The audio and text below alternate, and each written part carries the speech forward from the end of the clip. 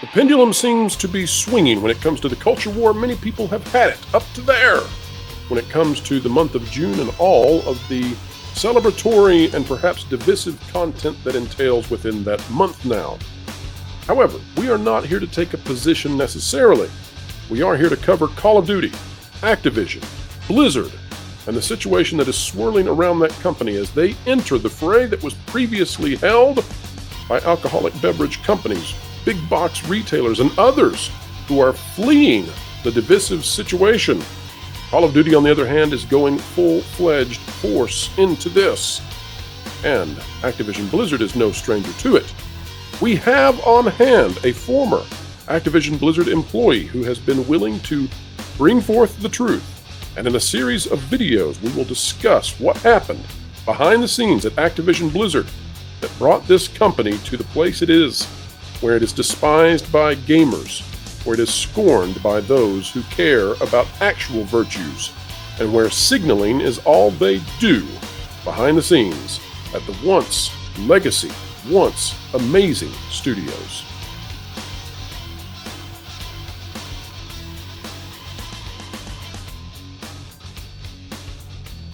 All right, folks, welcome back to another fantastic video, a video of excellence, if you will. Here at the WDW Pro channel, we're here to explain entertainment, keep you ahead of the culture curve. In doing so, we need your help. If you like content like this, consider clicking the like button, share, subscribe, and stick it to the algorithms. When you click it, we're talking about the notification bell. Today we are wading into the culture war, the issues facing many companies. We discuss Disney often here, but it also includes other companies like Target, like a certain alcoholic beverage company, and beyond. And now it involves Activision Blizzard. They already stepped in at once with Overwatch. They did some things that were horrendous. They tricked and fooled customers, having consumers buy goods and services and DLC, battle passes, under the belief that they would be playing a sequel. But then they revoked essentially all of the sequel. And now Overwatch 2 is simply a husk of what it could have been. The company knew it all along. Consumers did not. And they shielded themselves from criticism using Pride Month. Now, the same company is doing the same sorts of things with Call of Duty, striking personalities from the game simply for their advocacy that children be kept out of the various socio-cultural issues of the day. We'll get into the interview with the former Activision Blizzard employee, whistleblower if you will. First, let's read this article out of Newsweek by Alex Phillips. Call of Duty boycotts calls as Activision wades into the culture war. Here's what it has to say. Calls for a boycott of video game Call of Duty are growing on social media after its owner Activision withdrew in-game items relating to a notable player after he made a tweet critical of particular policies in schools. Now, I don't know if that's actually true or not. I know. Come on, bro, you should trust the mainstream media. I'm not sure about that. All I know is that the tweet says to leave kids alone.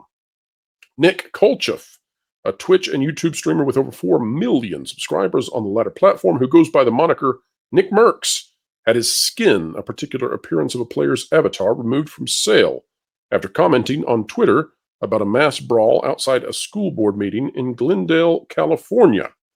Let's also say that this ballooned into far more, with more personalities coming on board to protect and to support Nick Kolcheff, and as a result, there have been a number of major streamers and personalities abandoning the game, and we will see if that has had any kind of impact on the sales.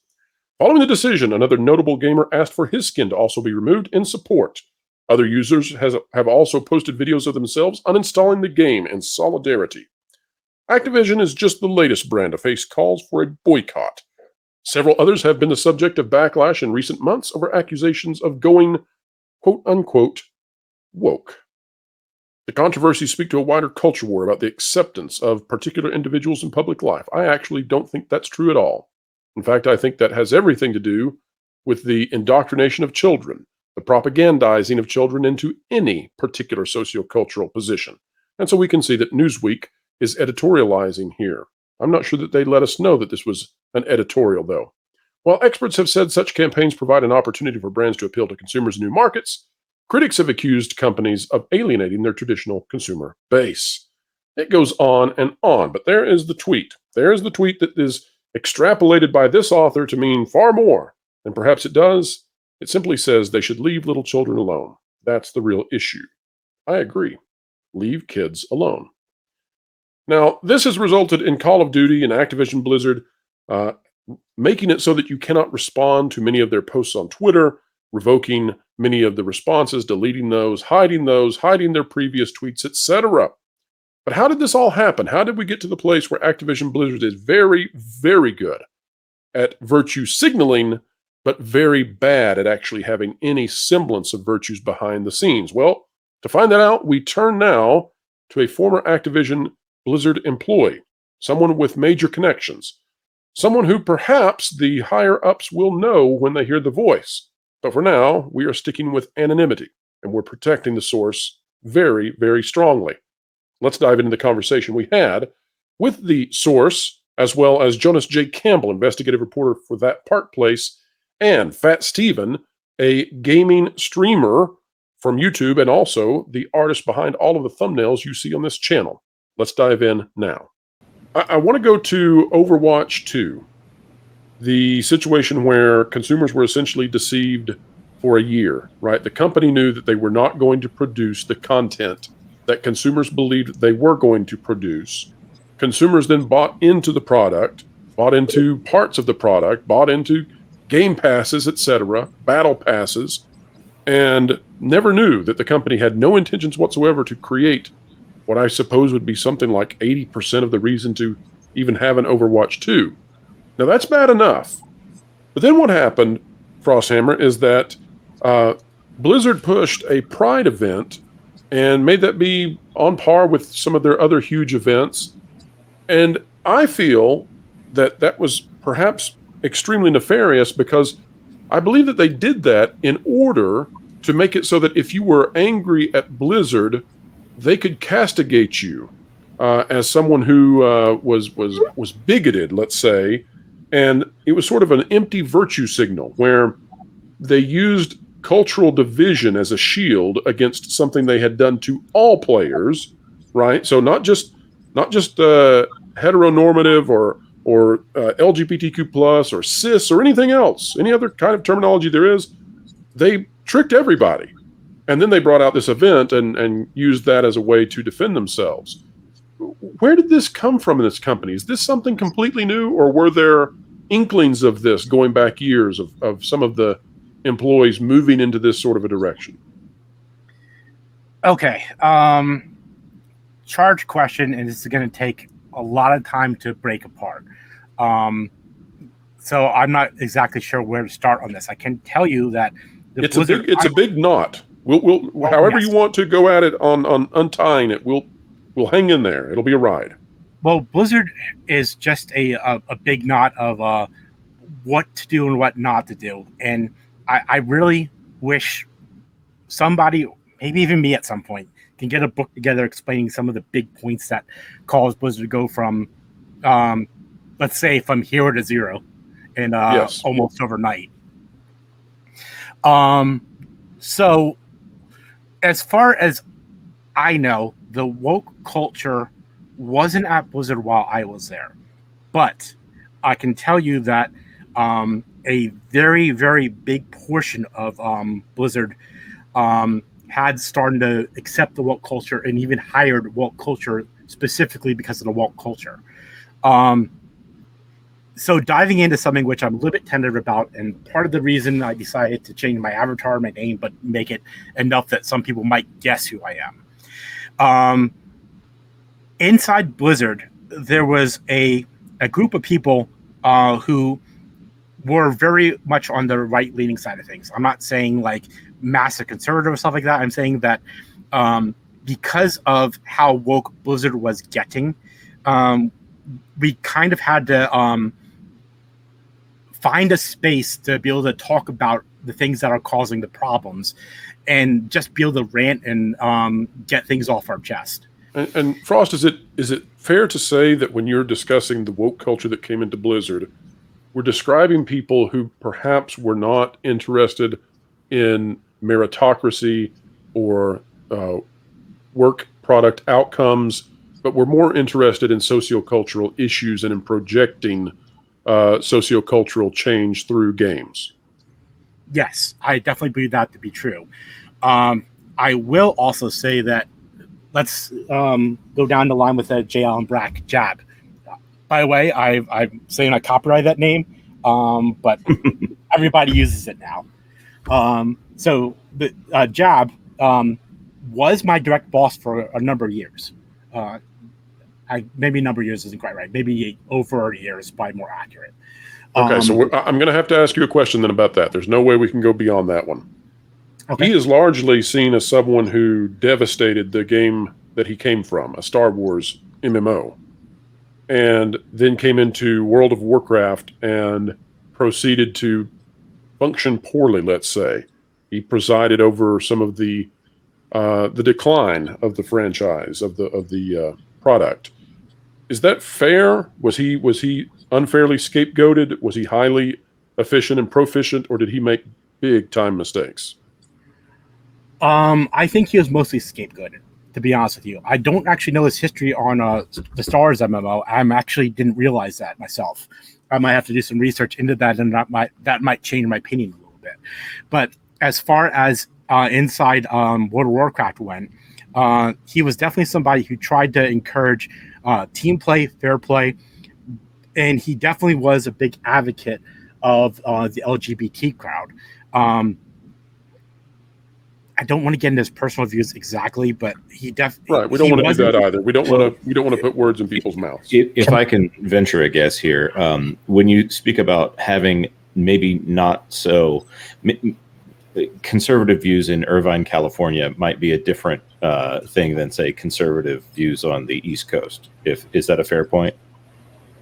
Yes, and very much in the same way that conservative has been forced to go more left, and the left has gone more left.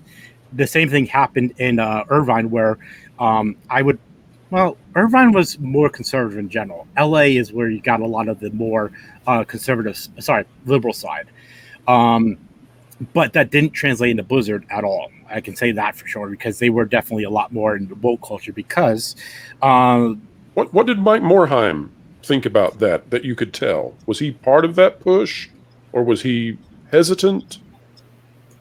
He was just an even player. He didn't he didn't see it as battle lines at all. He saw it as, let's encourage people to be the person they are and make the best of them. It sounds like you're sorry for that, but it sounds like you're trying to describe that the mentality going in was it didn't matter what community you came from. At the end of the day, you're picking up a controller, a mouse, or a keyboard, and you're playing together. It was no longer the activism at this point. It was just trying to make sure the player base grew as a whole rather than segregated.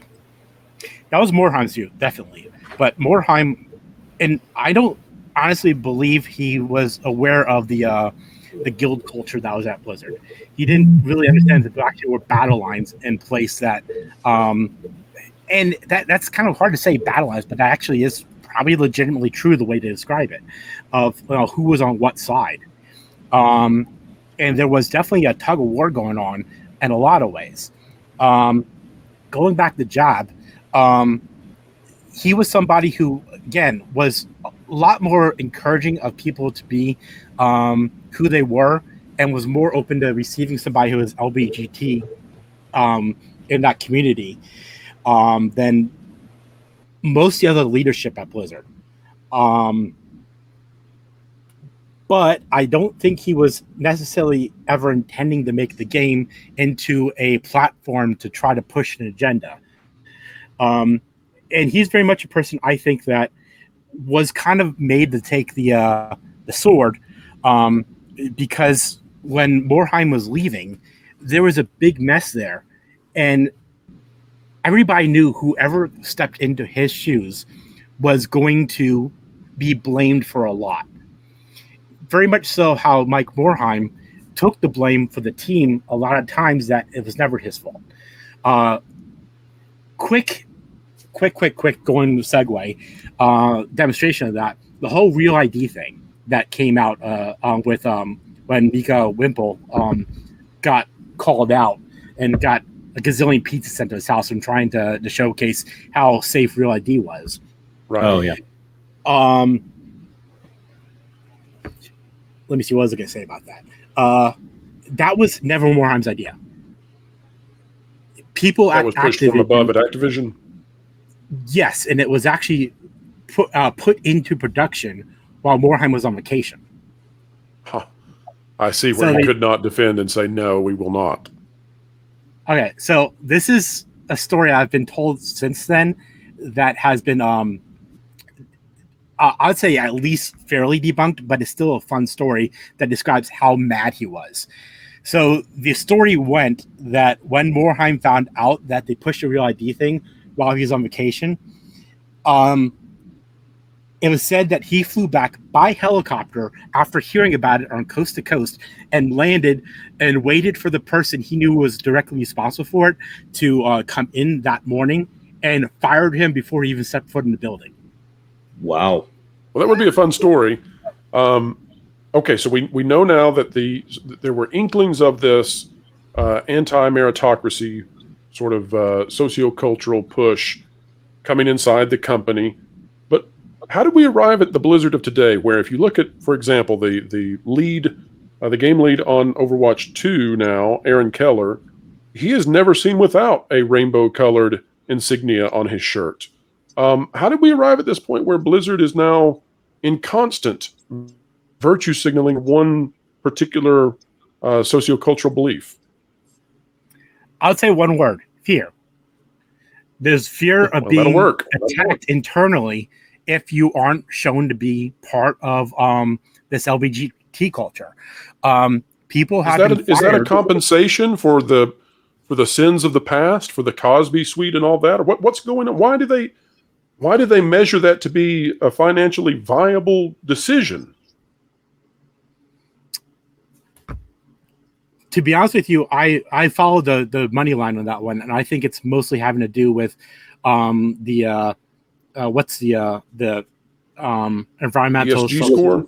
Yeah, ESG score. I think that has a lot more to do with that these days. But the internal culture at Blizzard, as far as the day-to-day operations go, it's fear, and that's sounds like Lucasfilm. Probably.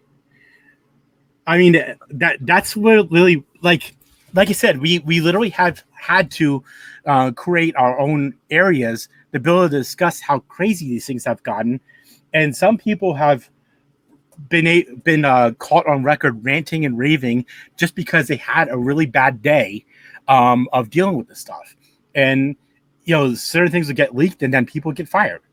It's sad, and it's a lot of people who have been there for a lot of years are now definitely afraid to say what's even on their mind in terms of actual design development goals, let alone what the politics are. Well, there's no way to run a company like that. It sounds like your guild system has morphed into everyone's now just the thief or rogue guild, and there's a way to stab someone in the back of the narc. Probably. It's crazy. I definitely would say that the quote-unquote guild system is still heavily in play, but you hide your colors now. So, Frost, let's go to one of our last points, and then there are a couple of questions that we will be flogged if we don't ask you about that are basically meme territory, but we will cover them. I want to ask you about Kotick stories. What do you have? What were some of the worst things he did that damaged Blizzard? Real ID was one of them. That came from his office. Don't know if it came from him directly, but from his office. He actually installed people directly to deal with that.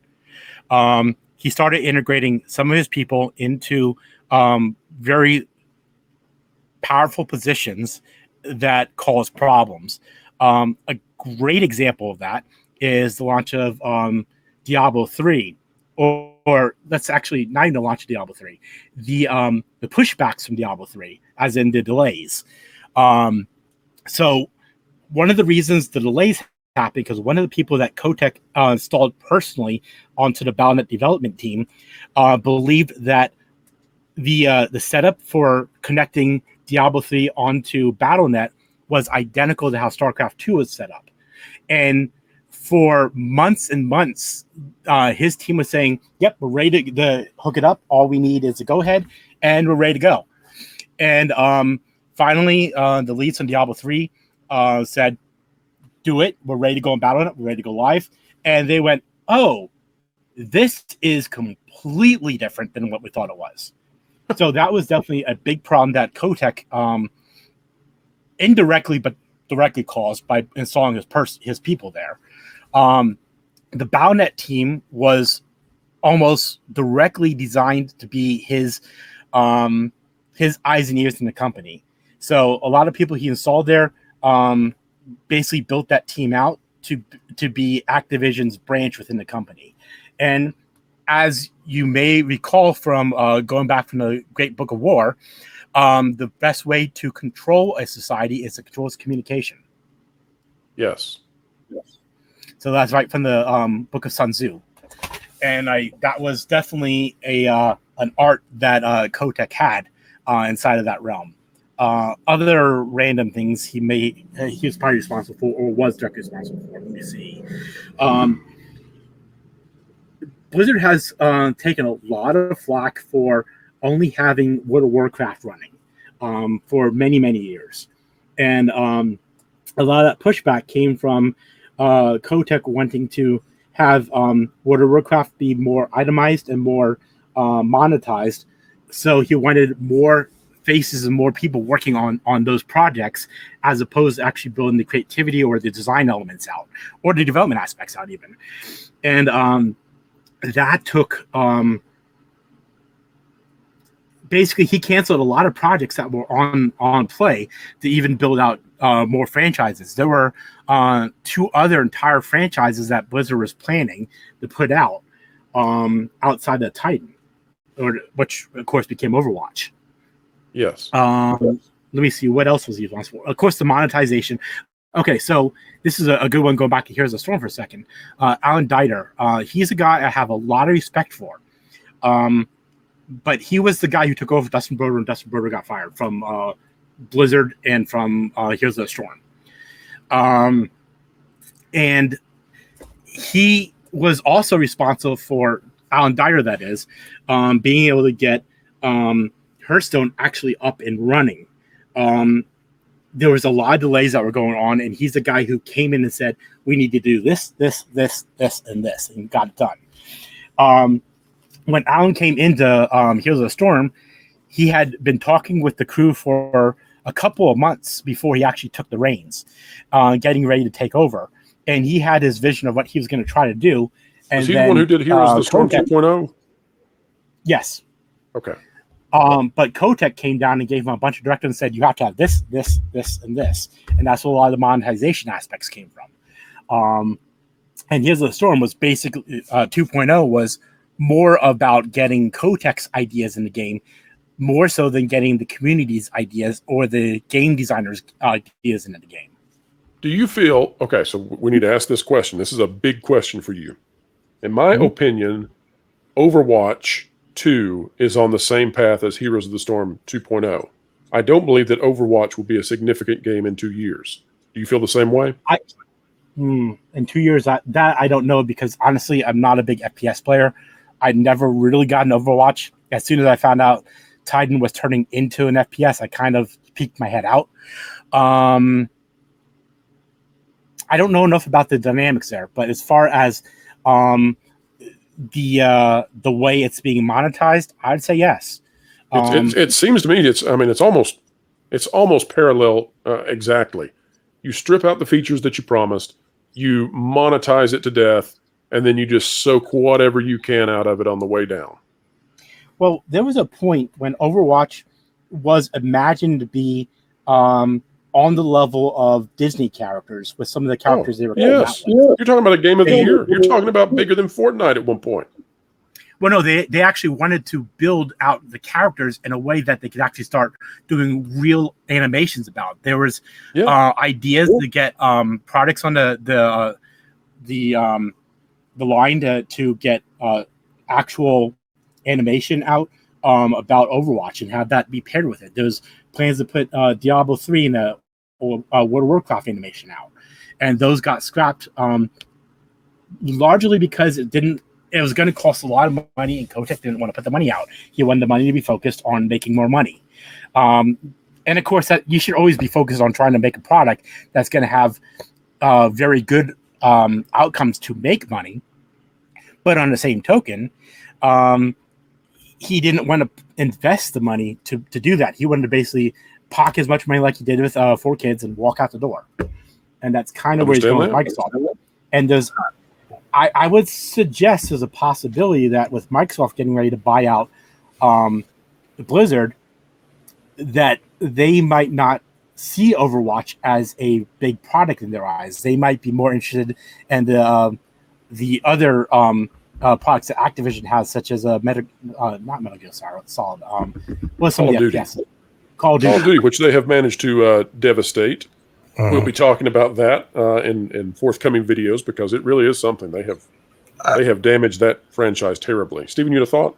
Yeah, I do have a question here. Blizzard, I think today also announced that their new Invasion stuff coming, right? And and that previously they just canceled their whole PvE project, so right? They're bringing out a few little leftover missions and charging people.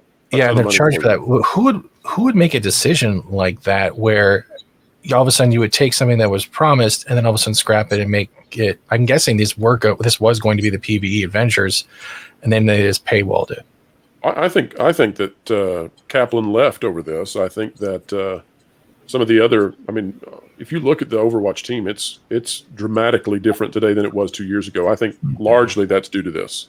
And not a lot of people are happy with this either. Well, also firing some of the people who were involved with some of the bad stories that are coming out about Blizzard. I definitely think that was a faction's intent to try to make those people look so bad they had to get rid of them. And folks, we hope this has explained to you how things happened. How is it that the once great company Activision Blizzard managed to slide down into the depths of despair and depravity, failing to have virtues and instead simply having the semblance of such? Well, folks, if you like content like this, consider clicking the like button, share, subscribe, and you can stick it to the algorithms when you click it. We're talking about the notification bell. Drop a comment down below. We covet your comments. We care about what you think. I would very much like to know your thoughts on this conversation and these leaks. We also have far more coming. We will be releasing more from this very long format conversation as time goes on. And down the road, we will release the entire unedited conversation with the 4 of us, myself, Jonas J. Campbell, Steven, and the whistleblower from Activision Blizzard. We will have the full unedited conversation available for members of this channel. Well, folks, wherever you are, whatever you're doing, keep learning, keep growing, and keep having fun. Make sure to catch The Pro Show Thursdays 5 to 7 Eastern Time. Entertainment Explained, The Culture Curve Conquered, live with Pro and all his friends.